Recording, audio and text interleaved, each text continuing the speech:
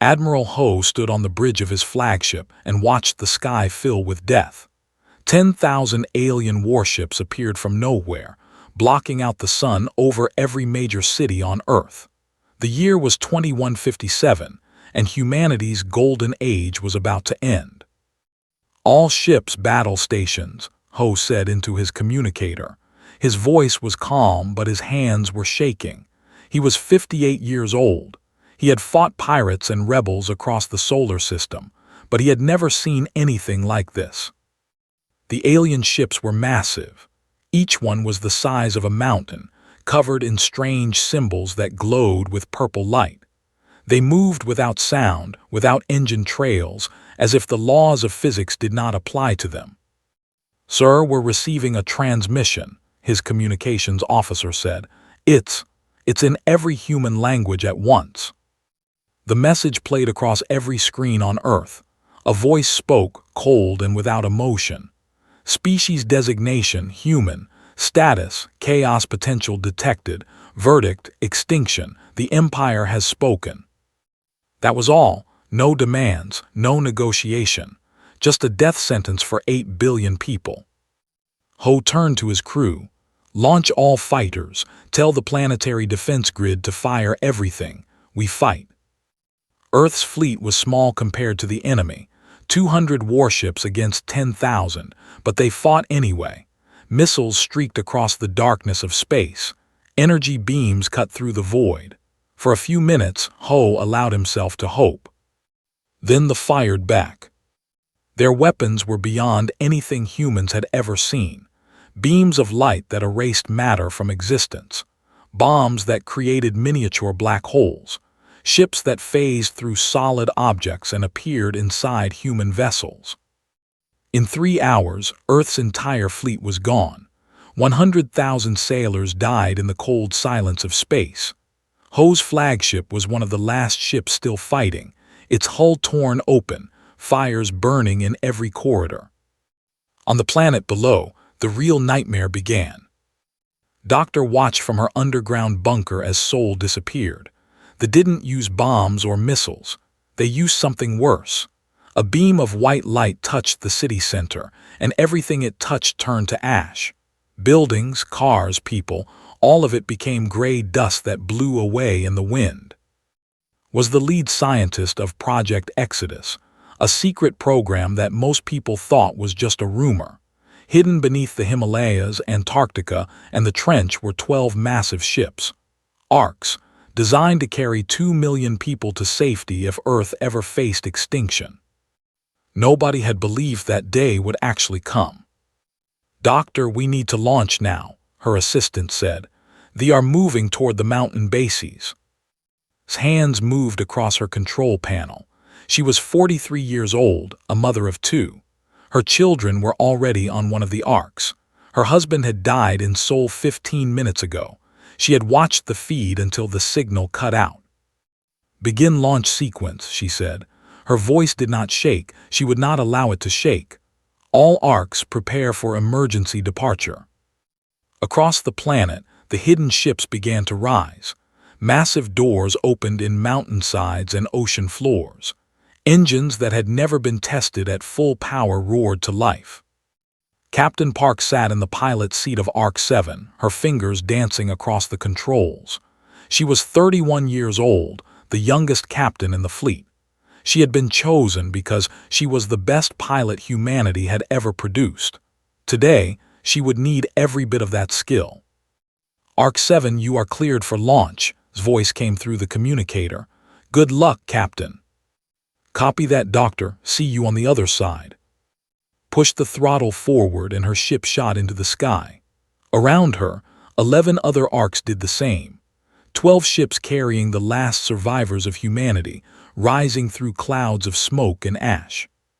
They noticed immediately. "Enemy fighters incoming," his co-pilot said. "Hundreds of them." "All arcs evasive pattern Delta," ordered.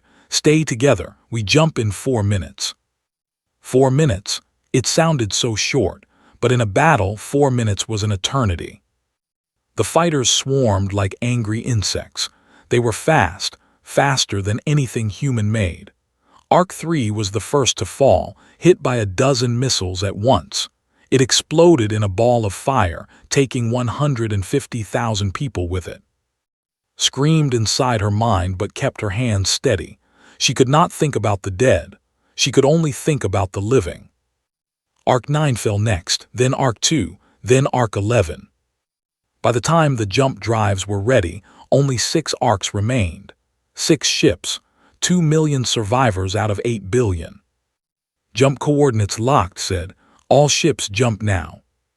The arcs vanished in flashes of blue light, leaving Earth behind. Admiral Ho watched them go from his dying ship. His flagship was falling toward Earth, trailing fire and debris. Most of his crew was dead. He had maybe 5 minutes left to live. He opened a channel to broadcast his final message. He wanted them to hear it. He wanted the whole galaxy to hear it. "This is Admiral Ho of the Earth Defense Fleet," he said. "You have destroyed our home. You have killed our families. You think this is the end of humanity." He looked out his window at the burning planet below. Cities that had stood for thousands of years were now nothing but ash. Oceans were boiling. Continents were cracking apart. "But you are wrong," he continued. "We will survive, we will grow strong, we will wait, and one day we will return." He took a deep breath. His ship was entering the atmosphere now. The heat was unbearable. "Remember this day, remember what you did here, because my children's children's children will remember too, and they will come for you." The transmission ended as his ship burned up in the atmosphere. They did not care about his words. They continued their work, burning every forest, poisoning every ocean, cracking open the planet to mine its core. They wanted to make sure that nothing would ever grow on Earth again. Within 1 year, Earth was dead, a hollow, poisoned shell floating in space. They recorded the event in their history books as a minor operation. They had destroyed hundreds of species before. Humans were nothing special. In a few generations, nobody would even remember they existed. But far away, in the empty void between galaxies, 6 ships drifted toward a frozen rogue planet. Inside those ships, 2 million humans held their children close and whispered a promise into the darkness.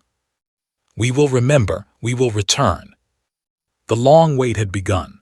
The rogue planet had no name when the Arcs found it. It was just a ball of frozen rock drifting in the empty space between galaxies, invisible to any sensor, forgotten by the universe itself. The survivors called it New Hope, though some of the older ones laughed bitterly at the name. There was no hope here, only survival. The surface temperature was negative 270 degrees. No sun had ever warmed this world. No star was visible in its sky. The colonists landed their ships and immediately began digging down, away from the killing cold, toward the planet's warm core. In the first year, 30,000 people died. The cold was too strong. The machines broke too often. Food ran out faster than expected. Children cried in the darkness, and parents had no answers to give them. But humans did not give up. They never gave up. By the 10th year, the first underground city was complete. They called it First Light, even though no light reached it from above. Geothermal vents provided heat and power. Mushroom farms provided food. Recycled water kept them alive. It was not comfortable, but it was enough. By the 100th year, there were 5 underground cities connected by tunnels. The population had grown to 3 million. Schools taught children about Earth, about blue skies and green forests and warm sunlight on human skin.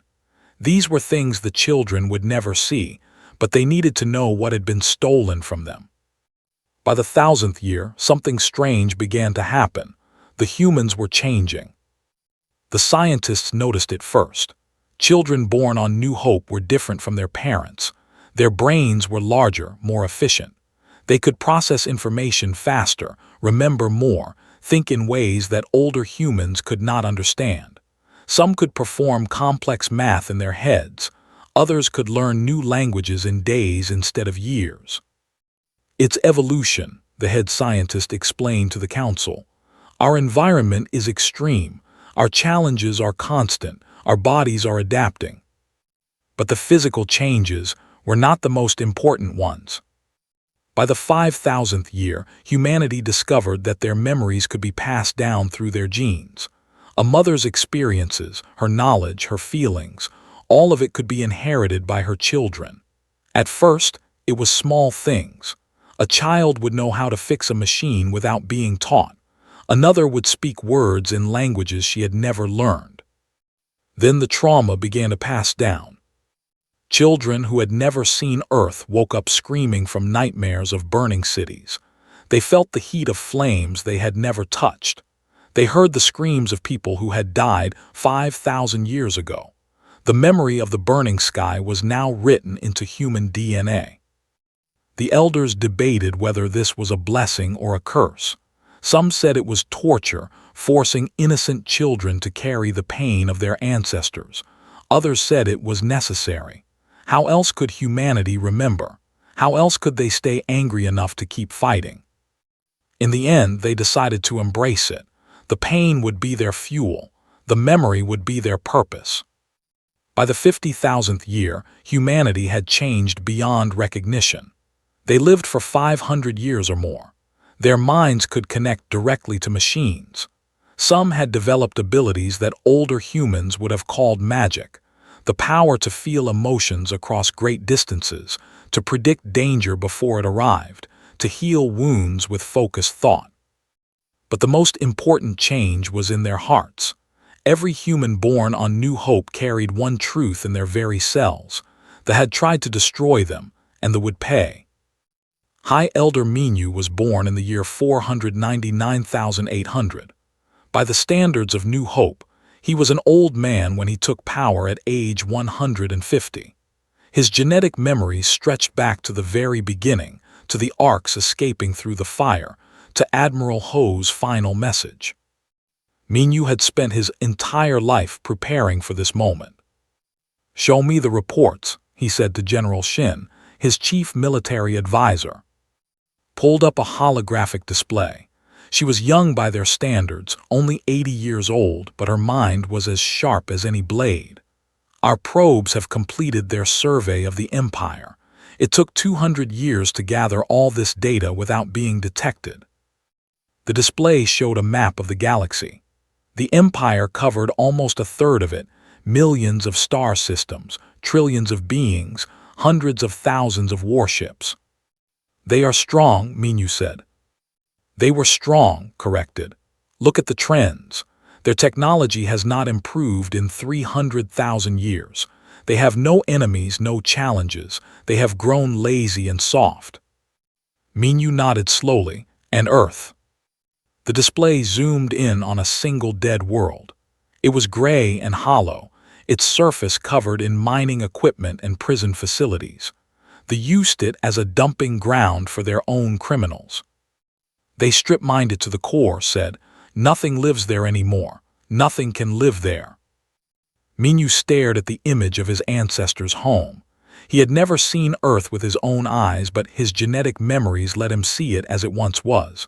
Blue oceans, white clouds, green forests filled with life. "All of it gone, all of it stolen." "Call engineer," Minyu said. "It is time." Arrived within the hour. He was the greatest engineer humanity had ever produced, the designer of weapons that made the old nuclear bombs look like children's toys. For 300 years, he had worked on a single project. "Is the Genesis fleet ready?" Minyu asked. Smiled, it was not a happy smile. 12,000 warships, each one powered by an artificial black hole. They can cross the galaxy in days. Their weapons can destroy stars. He paused. They have nothing that can stop them.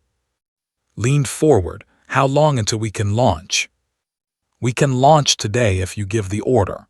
We have been ready for 50 years. I was just waiting for you to say the word." Minyu looked at the two of them, his general and his engineer.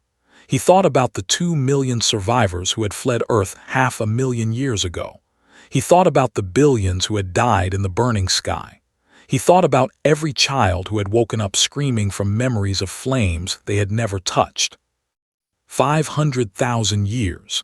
That was how long humanity had waited in the darkness.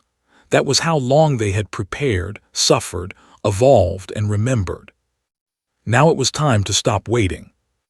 "Send the message to all cities," Minyu said. "Tell our people that the time has come. We are going home." The message spread through the underground tunnels like fire. In homes and schools and factories, humans stopped what they were doing and listened. Some cried, some cheered, some simply stood in silence, feeling the weight of 500,000 years pressing down on their shoulders. In the massive shipyards buried deep beneath the planet's surface, the Genesis fleet began to wake up. 12,000 ships, each one a masterpiece of destruction, each one carrying the hopes and rage of an entire species. Minyu watched the first ships rise from their docks. Their engines glowed with the light of captured black holes, beautiful and terrible at the same time. "Admiral Ho made a promise," he said quietly. "He said we would remember. He said we would return." He turned to and his eyes were hard. "It took us 500,000 years, but we are keeping that promise. We'll learn what it means to make an enemy of humanity." The Genesis fleet began its long journey toward the galaxy. Behind them, New Hope continued to turn in the endless darkness, a frozen world that had kept humanity alive just long enough to strike back. The ghosts were coming home. Commander O did not sleep well. She never had. Every night her genetic memories pulled her back to Earth, back to the burning sky, back to the screams of 8 billion people dying at once. She would wake up covered in sweat, her heart pounding, her hands reaching for weapons that were not there. But tonight was different. Tonight she was not running from the fire, she was bringing it back. "Commander, we are approaching the target," her navigation officer reported. "The supply station is directly ahead." Looked at her tactical display. The supply station was massive, a city-sized structure floating in space, filled with food, weapons, and fuel for the military. 10,000 workers lived there. 50 warships protected it. Those warships were about to have a very bad day. "All ships activate stealth mode," ordered. "Weapons free on my command." The human fleet was small, only 200 ships, but they were invisible to sensors. 500,000 years of development had given humanity technology that could not understand. Their ships bent light around themselves, absorbed radar waves, and moved without creating any heat signature. To the empty space was about to start shooting at them. Fire said. 200 human ships fired at once. Energy beams cut through the darkness, each one hitting a precise target. In 3 seconds, all 50 warships were disabled or destroyed. Their shields, which could stop any weapon they knew about, were useless against human weapons. The supply station tried to call for help, but ships were already jamming all communications. She watched the station's defense turrets spin around, searching for targets they could not see. "Send in the ground teams," she ordered. "I want that station empty in 30 minutes." Operative was the first human to set foot on the station. He and his team moved like shadows, faster and quieter than any creature they had ever encountered. Their armor made them invisible. Their weapons made no sound. The workers never knew what hit them. Did not kill everyone. That was not his mission. His mission was to leave survivors, survivors who would tell stories about what happened here. He moved through the station's corridors, disabling soldiers and knocking out workers, leaving them alive but unconscious. At the center of the station, he found what he was looking for, the main communication hub. He pulled out a small device and attached it to the central computer. "Message loaded," he reported, "ready to broadcast." "Do it," his voice came through his earpiece. Press the button. Across the station, every screen lit up with the same image, a burning Earth seen from space. Then 2 words appeared in the language. "We remember." 20 minutes later, the human fleet was gone. The station was still standing, its workers slowly waking up, its surviving soldiers trying to understand what had happened. When they finally managed to send a distress call, no one believed them. "What do you mean invisible ships?" the admiral demanded. "That's impossible." "I saw them, sir. We all saw them. They appeared out of nowhere, destroyed our fleet, and then vanished." "You're lying, or you're insane. There is no species in the galaxy that has that kind of technology." But the reports kept coming. Over the next year, 17 more supply stations were hit. 30 patrol fleets disappeared without a trace. 2 governors were assassinated in their own homes, their guards killed by weapons that left no evidence. And always the same message: we remember. The High Council met in emergency session. 12 species, united under one banner for 3 million years, now faced something they could not explain. "It must be a new enemy," one council member suggested. "Some species from beyond our borders." "We have conquered everything within reach," another replied. "There is nothing beyond our borders." "Then who is doing this?" No one had an answer. Admiral Gian Sara watched the council meeting through a hidden camera. She was stationed on a small ship at the edge of space, monitoring enemy communications and coordinating the human campaign. She was 120 years old, tall and thin, with silver hair and eyes that held 500,000 years of rage. "They're scared," she said to her officers. "Good, let them be scared." "Admiral High Elder Minyu is calling," her communications officer reported. "Priority 1. Sara accepted the call. Minyu's face appeared on her screen, old and tired but still sharp. "Admiral, I have new orders for you. It's time to move to Phase 2. Sara leaned forward. "What did you have in mind?" "They still don't know who we are. They think we're ghosts or spirits or some new alien threat. It's time to tell them the truth." Minyu smiled, and there was no warmth in it. "I want you to broadcast Admiral Ho's final message to every world. Let them hear his voice. Let them understand exactly who is coming for them." Sara felt her genetic memories stir. She carried Ho's message inside her, passed down through generations. She had heard his words in her dreams since childhood. "It will be my honor, High Elder." 3 days later, every screen in the Empire lit up at the same time. On 1,000,000,000 worlds in 100,000 languages, the same message played. "This is Admiral Ho of the Earth Defense Fleet." They watched in confusion. They did not recognize the species on the screen. They did not remember the name Earth or human. Their records were old, and minor extinctions were not considered important enough to remember. But when Ho's message ended, a new voice began to speak. It was Sara's voice, calm and cold. 500,000 years ago you came to our world. You killed 8 billion of our people. You burned our cities. You poisoned our planet. You thought you destroyed us." She paused, letting the words sink in. "You were wrong, we survived. We evolved. We grew strong in the darkness between galaxies where you could never find us, and now we have returned." On the screens, images appeared. Human warships, massive and powerful, weapons that glowed with the light of captured stars. "You called us a chaos species. You said we had potential to disrupt the galaxy. You were right. We are chaos. We are disruption, and we are coming for you." The transmission ended. Across the Empire, silence fell. Then the panic began. The 12 species of the Empire had always cooperated because they had no choice. Unity made them strong. But now, facing an enemy they could not see, could not understand, and could not defeat, old conflicts began to resurface. Some species wanted to negotiate, others wanted to attack, still others wanted to flee. Arguments turned into fights. Fights turned into small wars. The Empire, which had stood united for 3 million years, began to crack.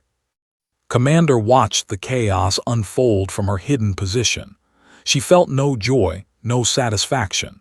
She had waited her entire life for this moment, but revenge tasted different than she had expected. It tasted like ash and old pain.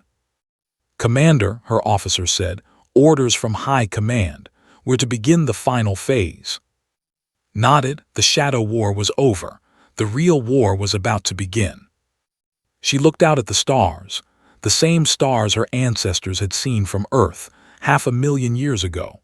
Somewhere out there, that dead planet was still turning, stripped and hollow, a grave for 8 billion people. "Warm up the engines," she said. "Tell the fleet to prepare for full combat operations." She turned to her crew, and for the first time in years she smiled. "It's time to go home." Genesis' fleet emerged from the darkness like a wave of steel and fire. 12,000 warships, each one larger than any vessel they had ever built, appeared at the edge of space. Their hulls were black as night, their engines burning with the light of captured singularities. Supreme Commander Han Wu stood on the bridge of the flagship and watched his fleet spread across the stars. He was 200 years old, a philosopher and a warrior, a man who had spent his entire life preparing for this moment. Now that it had arrived, he felt nothing but a deep, heavy sadness. "Commander, the defense fleet is mobilizing," his tactical officer reported. 2 million ships, they're throwing everything they have at us." Wu nodded slowly. 2 million against 12,000. By any normal measure, the humans should lose, but nothing about this battle was normal. "Open a channel," Wu said. "I want to speak to the Emperor." The screen flickered and a face appeared, Emperor of the Empire. He was ancient by standards, his scales gray with age, his eyes filled with a mixture of fear and pride. "Human Commander said, you have caused great damage to our empire, but this attack is foolish. You are outnumbered almost 200 to 1. Surrender now and we may show mercy." Wu almost laughed, almost. "Mercy?" he repeated. "Did you show mercy when you burned Earth? Did you show mercy when you killed 8 billion innocent people? Did you show mercy when you hunted down our escape ships, killing children who had never done you any harm?" Shifted uncomfortably. "That was 500,000 years ago. I was not even born then. None of my people were. Why should we pay for the sins of our ancestors?" It was a fair question. Wu had asked himself the same thing many times. The who destroyed Earth were long dead. The beings he faced now were their distant descendants, innocent of the original crime. But humans had genetic memory. Every human alive carried the trauma of the burning sky in their very cells. Children woke up screaming from dreams of fire they had never seen. Mothers passed down pain they had never experienced. For 500,000 years, humanity had been tortured by memories they could not escape. How could he explain that to an alien who did not understand? "You are right," Wu said finally. "You did not destroy our world, but your empire did. Your people did. And for 500,000 years you have celebrated that destruction as a victory. You have built monuments to it. You have taught your children that we were vermin who deserved to die." He leaned forward, his eyes hard. "So here is my offer, Emperor, unconditional surrender. Dissolve the empire. Give up your weapons, accept our judgment. Do this, and we will show you the mercy you never showed us." Scales flushed with anger. "You ask us to surrender to a lesser species, to creatures we nearly wiped from existence. Never. The do not bow to anyone. Then you will die." The transmission ended. Wu turned to his tactical officer. "All ships, battle formation Alpha, weapons free." The Battle of the Burning Throne, as it came to be known, lasted exactly 4 hours. The fleet was enormous, but it was also old. Their technology had not improved in 300,000 years. Their tactics were unchanged since they fought their last real war, millions of years ago. They expected the battle to be like every other battle they had won, overwhelming force crushing a smaller enemy. They were not prepared for what happened next. Human ships moved in ways they could not understand. They appeared and disappeared at will, jumping through space in fractions of a second. Their weapons punched through shields as if they were made of paper. Their defensive systems predicted enemy attacks before they happened and moved out of the way. In the first hour, the humans destroyed 500,000 ships. In the second hour, they destroyed 500,000 more. By the third hour, the remaining fleet was trying to retreat, but human ships blocked every escape route. By the fourth hour, it was over. 2 million warships had been reduced to drifting wreckage. The path to them was open. Wu did not celebrate. He watched the debris fields float past his ship and thought about all the beings who had just died. Soldiers who had families, workers who had dreams, creatures who were not evil, just following orders from leaders who had made terrible decisions. Was this justice, he wondered, or was this just more death? "Commander," his communications officer said, "we're receiving a transmission from Earth." Wu frowned. Earth was still days away. Who could be transmitting? The message was simple. "Human forces, this is the prison colony on Earth. We have risen against our guards. We are fighting for our freedom. Please help us." Wu stared at the message. Prisoners on Earth begging humans for help. The irony was almost too much to bear. Doctor entered the bridge. She was the fleet's chief scientist, a brilliant mind who had dedicated her life to one goal: restoring Earth to what it once was. Her genetic memories of blue oceans and green forests haunted her every day. "Commander," she said, "I need to speak with you privately." They moved to a quiet corner of the bridge. "I've been running projections," said.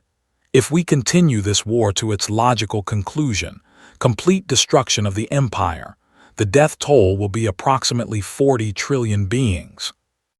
Wu closed his eyes. 40 trillion, a number so large it lost all meaning. "And if we stop now? We've already broken their military. Their empire is collapsing. If we offer peace terms, reasonable terms, we can end this with no more bloodshed." She paused. "But there's something else." "What?" "My team has developed Project Genesis, nanomachines that can restore a dead planet to life. We can heal Earth. We can bring back the oceans, the forests, the animals. We can go home." Wu felt his heart tighten. Home. That word meant everything to humans and nothing at the same time. None of them had ever seen Earth, but all of them remembered it. "What does this have to do with the war?" he asked. "Everything," met his eyes. "If we commit genocide against we become exactly what they were 500,000 years ago. We become the monsters who destroy entire species because we're afraid of what they might do. Is that what we want to be?" Wu turned away. He stared out at the stars, thinking about everything his people had suffered. The burning sky, the long dark, 500,000 years of pain, waiting, and rage. They had earned their revenge. No one could deny that. But what would that revenge cost them? "The Emperor refused to surrender," he said. "The Emperor is one being. There are trillions of civilians who had nothing to do with this war, children who were born yesterday, old ones who just want to live their final years in peace." Put her hand on his arm. "Commander, we can be better than our enemies. We can break the cycle." Wu stood in silence for a long time. Around him, his officers waited, not sure what was happening. Finally, he made his decision. "Open a channel to he said. "Tell them we're offering new terms. The Emperor must step down. The Empire must be dissolved, but we will not commit genocide. We will not become what they were." He looked at, and for the first time in days, something like hope appeared in his eyes. "We came here to get justice for our ancestors, but justice isn't the same as revenge. Admiral Ho said we would return. He didn't say we would become monsters." The message was sent. Hours later, a response came. The Emperor had been removed by his own people. A new government was asking for peace. Wu looked at the image of Earth on his screen, gray and dead, but waiting.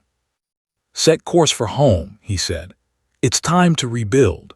Chancellor Park Ara stood on a hill that had once been called and watched the rain fall. It was the first natural rain on Earth in 500,000 years, and she let it soak through her clothes, run down her face, mix with the tears she could not stop. Around her, the ruins of Seoul stretched toward the horizon. Nothing remained of the great city except broken stones and gray dust. But here and there, small patches of green were beginning to appear, grass, pushing up through the dead soil, reaching for the sky. Doctor's nanomachines were working. "Chancellor," her aide said, approaching with an umbrella, "you'll catch cold." Ara laughed softly.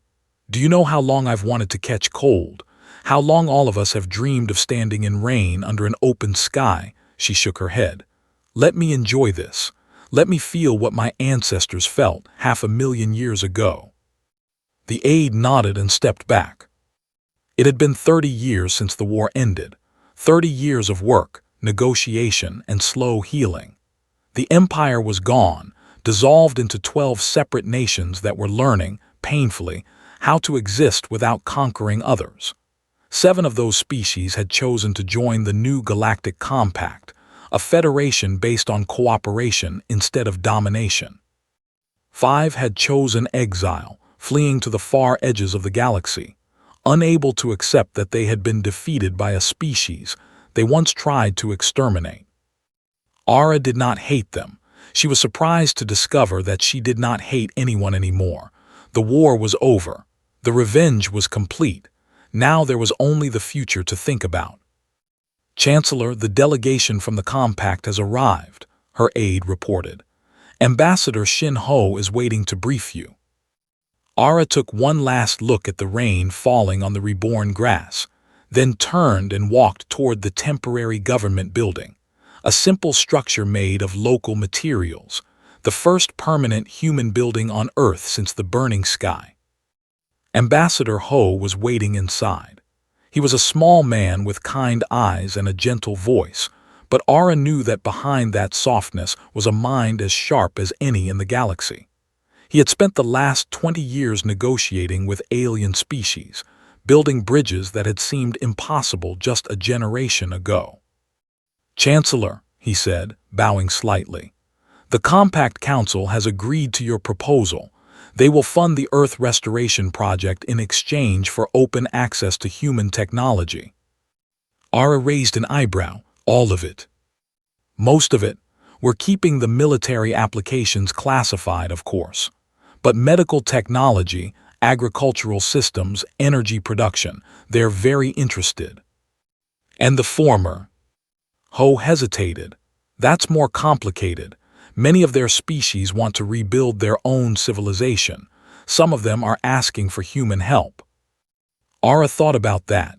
They had not been destroyed in the war. Wu had kept his promise about avoiding genocide. But its economy was shattered, its government collapsed, its people struggling to survive. "Help them," she said finally. "Chancellor." "Help them rebuild. Send food, medicine, engineers, whatever they need." Ho stared at her. "With respect, Chancellor, these are the descendants of the beings who destroyed our world.